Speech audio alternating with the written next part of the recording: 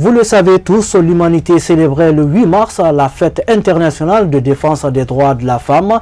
La fête des femmes, une véritable face-à-face interposée entre deux groupes de femmes pour ou contre la révision constitutionnelle.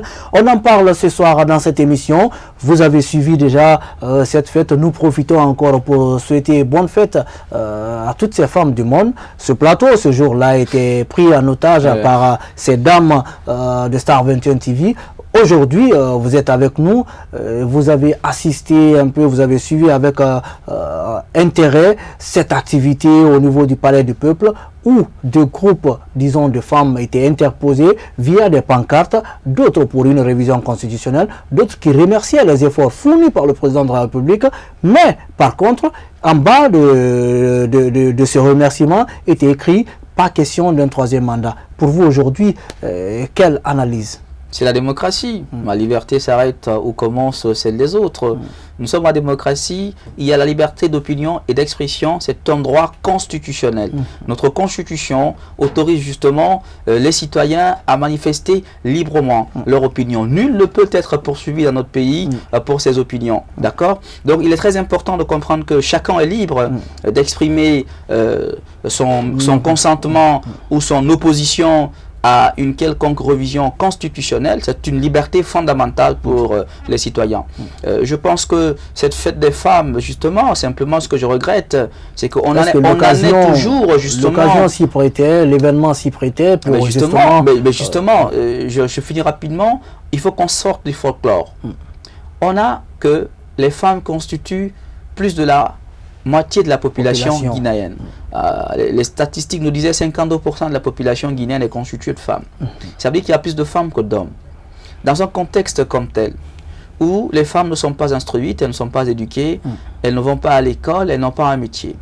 Je pense qu'il faut que le gouvernement et les acteurs institutionnels prennent en compte la nécessité justement de faire l'essentiel. De mon point de vue, l'essentiel consiste en l'éducation des femmes, à l'autonomisation des femmes, à la formation des femmes. C'est bien beau les discours qu'on a entendus au Palais du Peuple, c'est bien beau les prestations artistiques et culturelles qu'on a enregistrées, c'est bien beau ces pancartes pour soi-disant un troisième mandat et des pancartes contre un troisième mandat. Mais parlons de la condition, de la révision constitutionnelle, parlant de la condition de la femme guinéenne, je pense qu'elle n'est pas reluisante. Le tableau est très sombre. Il faut travailler à accorder plus de chance justement à la gente féminine pour qu'elle puisse justement être un acteur important du processus de construction démocratique de notre État.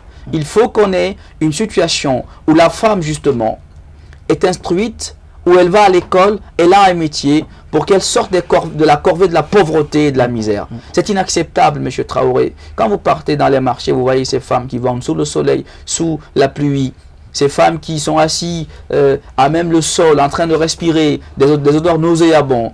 Je pense qu'il est de la responsabilité de l'État de faire en sorte que ces femmes-là soient protégées et que leur sécurité, leur dignité, leur honneur soient conservés.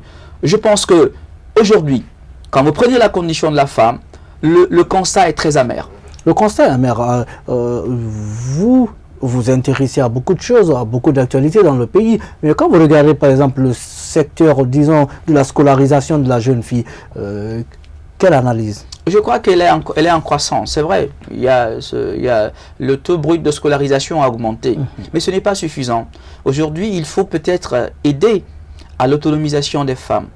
Il faut surtout les aider justement à, quand vous prenez par exemple l'administration, vous prenez le gouvernement. Vous prenez les membres du gouvernement, vous comptez les femmes qui appartiennent au gouvernement. Vous prenez l'administration du territoire, vous prenez les préfets, vous prenez les gouverneurs. Vous comptez les femmes. Sur les 38 communes de Guinée, je ne connais qu'une femme qui est maire. C'est Madame Touré Akaloum. Vous prenez les préfectures, on compte les femmes.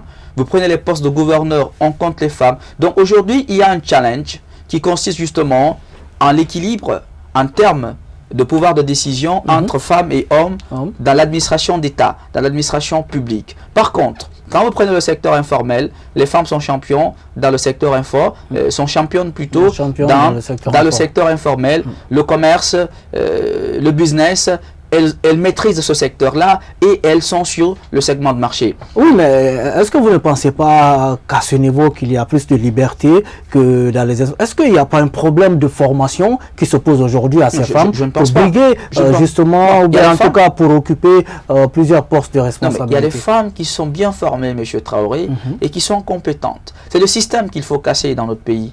On a un système qui écrase la femme. Hein?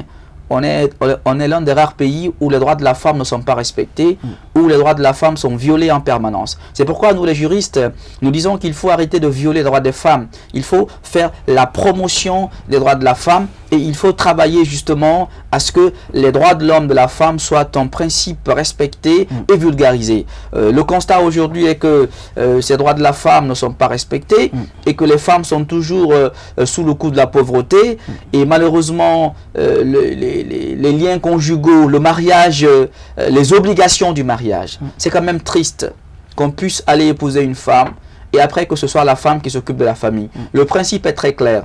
Vous êtes dans un couple, c'est l'homme qui doit assumer toutes les obligations fondamentales du mariage. Enlever la dépense. Mais vous voyez des femmes ici, c'est elles qui s'occupent de la dépense, à la fois des enfants, à la fois du mari et même des fois du loyer. C'est inacceptable. Il faut que les hommes assument leurs responsabilités et aident les femmes justement à sortir de la pauvreté et de la misère. Voilà, vous portez un regard en tout cas critique ce soir dans cette émission sur, disons, la condition de la femme, les conditions en général de la femme. Est-ce qu'aujourd'hui, en observant le pays, vous avez l'impression que les femmes se battent tant bien que mal du côté sportif, du côté culturel? Oui, je pense qu'aujourd'hui, quand vous prenez les arts, les femmes sont justement une partie très importante du système culturel de notre pays. Elles sont d'ailleurs au devant de la scène culturelle. C'est des actrices culturelles très importantes. Donc je pense qu'il faut, de ce point de vue, féliciter la gente féminine, mais en même temps les encourager. J'ai vu quand même, j'ai salué le projet du président de la République qui consiste justement à financer les projets féminins, les projets des femmes. Mais je me dis, on a attendu 8 ans. On est en fin de mandat, même si il n'est jamais trop tard pour bien faire, mais on aurait pu commencer ça depuis 2010. Oui, mais le président l'a dit dès l'entame de son mandat qu'il a dédié son pouvoir aux femmes. C'est paradoxal. Mais justement, c'est paradoxal. Quel paradoxe vous trouvez? Il y a une contradiction. Le président a réalisé le projet de MIFA, je veux parler des mutuelles, il a réalisé en tout cas ce projet qui a certainement pris l'ensemble du territoire national. Pour vous, aujourd'hui, c'est tardif que le président parle encore d'un autre projet d'autonomisation des femmes? Mais le président est contradictoire dans ses propos.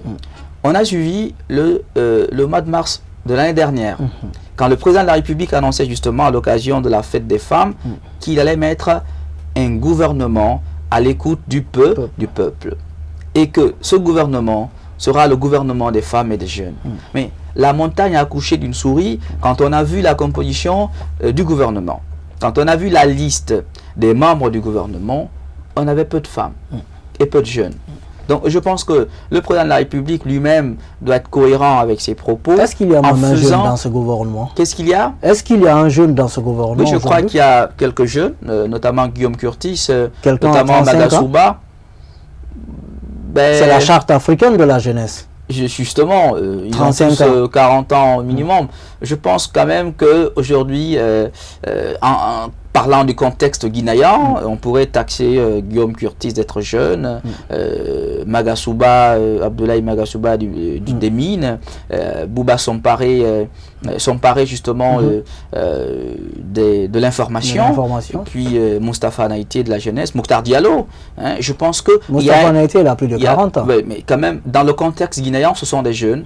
Et dans notre culture, parce que dans notre système sociologique, même à 50 ans, on dit que tu es jeune, malheureusement. Donc voilà le contexte guinéen. Et maintenant, dans le contexte occidental, ils ne seront pas des jeunes. Voilà, nous revenons encore avec ce thème.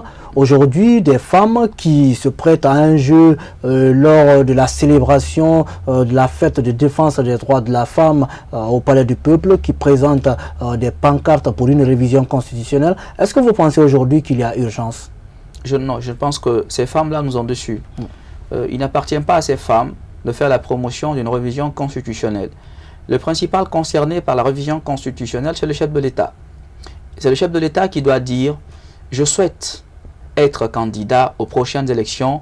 C'est pour cela que je propose une nouvelle constitution. » Il n'appartient pas à ces femmes, justement, de faire la promotion. C'est pourquoi je dis que finalement, comme c'est la liberté, chacun est libre d'exprimer ses opinions, on est très ravis de voir d'autres femmes dire le contraire.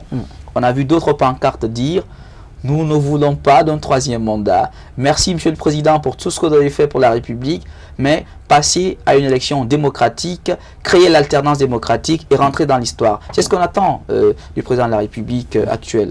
Donc voilà, le débat a été très équilibré. On avait deux partis qui étaient dans une opposition démocratique. C'est ça la démocratie. Nul ne doit être poursuivi. Qu'est-ce qui a salué justement lors de cette fête? Deux groupes de femmes, une pour, une autre contre, mais finalement, pas d'altercation, pas de violence. Est-ce que ce n'est pas le peuple de Guinée qui sort finalement victorieux? Évidemment, c'est notre démocratie qui est enracinée. Comme disait l'autre, ma liberté s'arrête là où commence celle des autres. Je n'ai pas à imposer mon point de vue, d'accord? Comme disait quelqu'un, je peux ne pas être d'accord avec toi, mais je me battrai à mort pour ton droit à t'exprimer, d'accord? Donc il est très important justement qu'on comprenne que la pluralité d'opinions est l'expression même de la vitalité démocratique. Il faudrait qu'on prenne acte justement de cette situation. Et encore une fois, nous souhaitons que notre pays connaisse la paix et la sécurité pour son développement. Pendant ce temps, vous nous suivez sur cette télé. Nous partons en dernière pause. Juste après, nous revenons pour parler du crash d'Ethiopian Airlines.